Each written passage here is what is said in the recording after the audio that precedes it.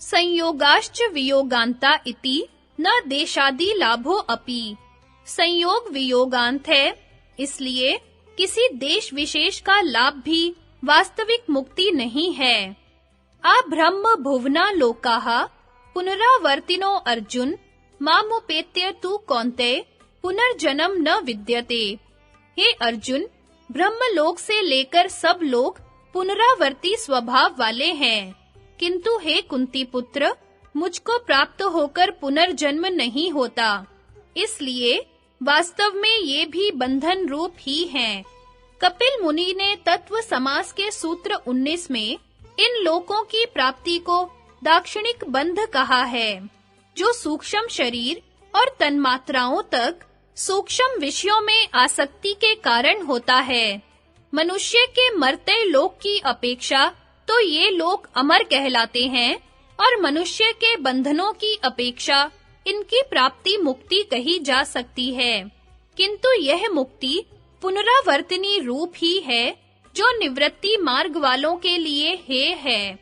एक लंबे समय तक इन लोकों के सूक्ष्म आनंद को भोगकर पिछली भूमि में प्राप्त की हुई योग्यता को लिए हुए ये योगी मनुष्य लोक में ऊंची श्रेणी के योगियों में जन्म लेते हैं, जिससे आत्मस्थिति प्राप्ति के लिए यत्न कर सकें। आनंदानुगत समाधि, इसमें अहंकार का साक्षात्कार होता है। यह अहंकार का साक्षात्कार अन्य सूक्ष्म विषयों जैसा नहीं होता है, क्योंकि अहंकार तन्मात्राओं तक सारे सूक्ष्म विषयों और उनको विषय कराने वाली ज्ञानेंद्रियों का स्वयं उपादान कारण है। अहंकार दूसरा विषम परिणाम है, जिसमें सत्व की बाहुल्यता है और सत्व गुण में ही आनंद है।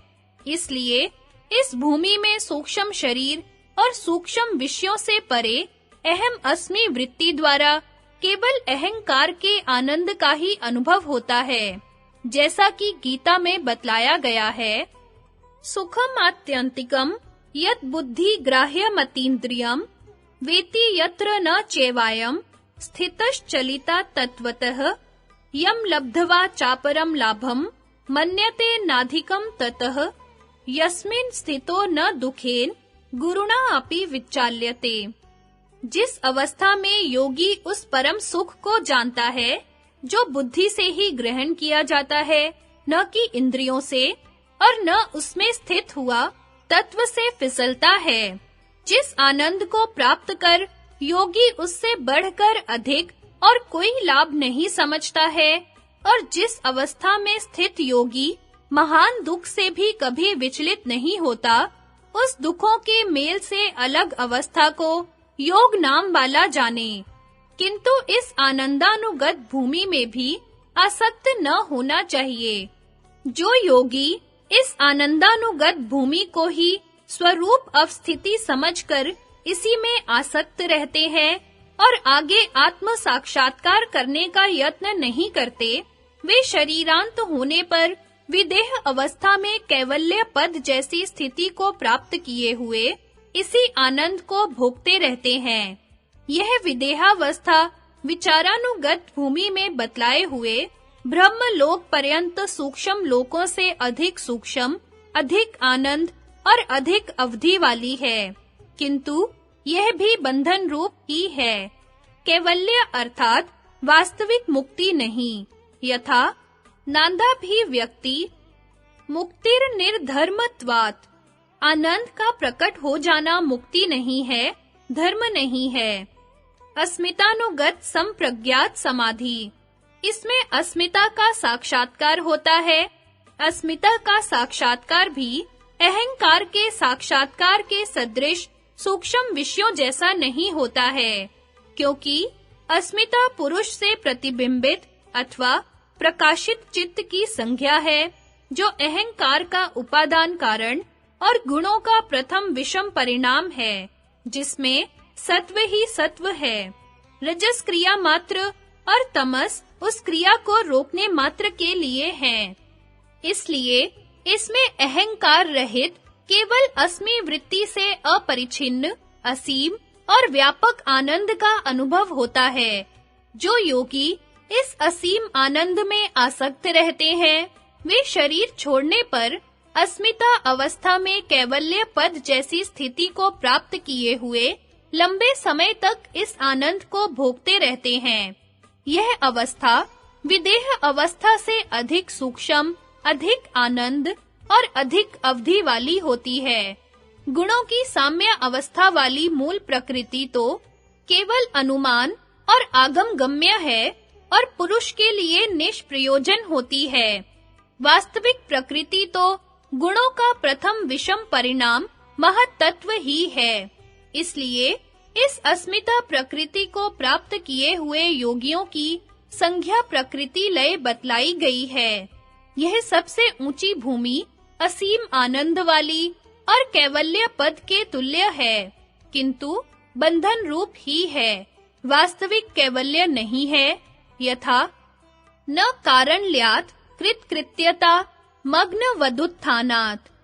कारण में लय होने से पुरुष को कृतकृत्यता नहीं हो सकती, क्योंकि उसमें डुबकी लगाने वालों के समान आत्मस्थिति प्राप्त करने के लिए उठना होता है। कपिल मुनि प्रणीत तत्व समास में इन दोनों उच्चतर और उच्चतम भूमियों को प्राकृतिक बंध कहा गया है, क्योंकि यद्यपि इनमें 16 विकृतियों और 5 तन्मात्राओं से मुक्ति प्राप्त हो जाती है, किंतु विदेहों को अहंकार और प्रकृति लयों को अस्मिता में आसक्ति होने के कारण प्रकृति का बंध बना ही रहता है। विवेक ख्याति ऊपर बतला आए हैं कि पुरुष से प्रतिबिंबित अथवा प्रकाशित चित्त का नाम अस्मिता है।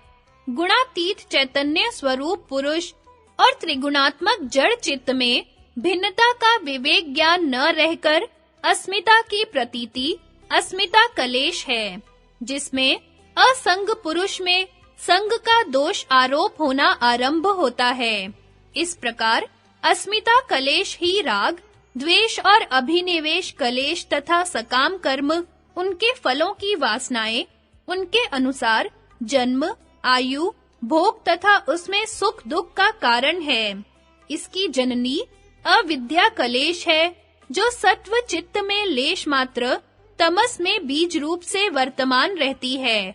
विवेक ख्याति में त्रिगुणात्मक चित्त और गुणातीत चेतन आत्मा में भेद ज्ञान उत्पन्न होता है। इससे अस्मिता कलेश निवृत्त हो जाता है और अविद्या कलेश अपने अन्य सब कलेश रूपी परिवार सहित दग्ध बीज तुल्य हो जाती है। अब वही लेश मात्र तमस जिसमें अविद्या वर्तमान थी, इस सात्विक वृत्ति को स्थिर रखने में सत्व का सहायक हो जाता है। आत्म साक्षात कराने वाली यह विवेक ख्याति भी चित्त की ही सबसे उच्चतम सात्विक वृत्ति है। जिस प्रकार दर्पण में दिखलाई देने वाला स्वरूप वास्तविक स्वरूप नहीं होता है, इसी प्रकार चित्त में आत्मा का साक्षात्कार वास्तविक स्वरूप अवस्थिति नहीं है। इस प्रकार विवेक ख्याति से भी आसक्ति का हट जाना पर वैराग्य द्वारा होता है। असंप्रज्ञात अथवा निर्बीज समाधि पर वैराग्य द्वारा विवेक ख्याति रूप सात्विक वृत्ति के निरुद्ध हो जाने पर दृष्टा की शुद्ध चेतन परमात्मा स्वरूप में अवस्थिति होती है। यही असंप्रज्ञात अथवा निर्बीज समाधि कहलाती है। इस समय चित्त में कोई वृत्ति नहीं रहती है, किंतु वृत्तियों को हटाने वाला निरोध का परिणाम रहता है। आरंभ में असंप्रज्ञात समाधि क्षणिक होती है, किंतु ज्यों-ज्यों धीरे-धीरे निरोध के संस्कार व्युत्थान के संस्कारों को नष्ट करते जाते हैं, त्यों-त्यों अधिक समय तक रहने वाली होती जाती है और इसकी अवस्था परिपक्व होती जाती है। अंत में जब निरोध के संस्कार व्युत्थान के सारे संस्कारों को नष्ट कर देते हैं, तब वे स्वयं भी नष्ट हो जाते हैं। जिस प्रकार सीसा सुवर्ण के मैल को जलाकर स्वयं भी जल जाता है, तब शरीर छोड़ने पर चित्त को बनाने वाले गुण अपने-अपने कारण में लीन हो जाते हैं और दृष्टा शुद्ध चेतन परमात्मा स्वरूप में अवस्थित हो जाता है। इस कैवल्य को सद्यो मुक्ति कहते हैं। इस देहांत अवस्था का उपनिषदों में निम्न प्रकार वर्णन आया है। यो अकामो निष्काम आप्तकाम आत्मकामो न तस्य प्राणा उत्क्रामन्ति ब्रह्मेव सन ब्रह्माप्यति। जो कामनाओं से रहित है, जो कामनाओं से बाहर निकल गया है, जिसकी कामनाएं पूरी हो गई हैं, अथवा जिसको केवल आत्मा की कामना है, उसके प्राण नहीं निकलते हैं, वह ब्रह्म ही हुआ, ब्रह्म को पहुंचता है।